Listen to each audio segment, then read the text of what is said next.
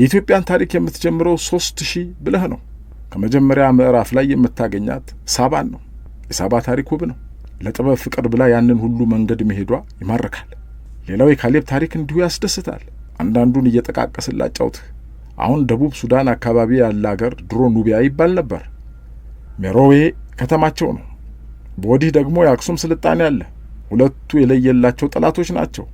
አጼ ካሌብ ዘመተና ኑቢያን ድምጥማጧን አጠፋው። ከዘመናት መረሳት በኋላ አርኪኦሎጂስቶች ሄደው ቆፍረው ሜሮዌ የምትባል ከተማ እንደነበረች አሳወቁን። ካሌብን በራሱ አይን እያየን ጨዋታችንን እንቀጥል። ባህር ማዶ ያሉ ክርስቲያን በሀገረ አህዛብ ተጨቆኑ። ያኔ እስልምና ገና ነበር። የቁስጥንጥንያ ንጉሥ ወደ ካሌብ የጦር እርዳታ አድርጎ ጎረቤቶቹን ክርስቲያኖች እንዲታደጋቸው መልእክት ላከ።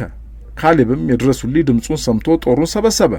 መርከቦቹም ሰራዊትም የጦር ዝሆኖችም አስከትሎ ዘመተ። ሄደው ተዋጉና ድል በድል ተጎናጸፉ። በዛን ዘመን ማንም አረብ ዝሆን አይቶ አያውቅም። ውጊያም the year of the elephant ተባለ።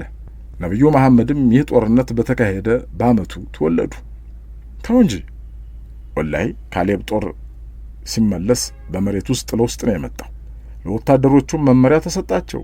ከሚነሱበት ሀገር አሸዋ አፍሰው እንዲመለሱ። አንዳንዱ ትንሽ ቆነጠረ፣ አንዳንዱም የሚችለውን ያህል ያዘ። እዚህ ቅድስት ሀገር ሲደርስ የአሸዋ ወርቅ ሆነ። ትንሽ የያዘውም ቆጨው፣ ብዙ የያዘውም ቆጨው። ጨምሮ ሊይዝ ይችል ነበራ።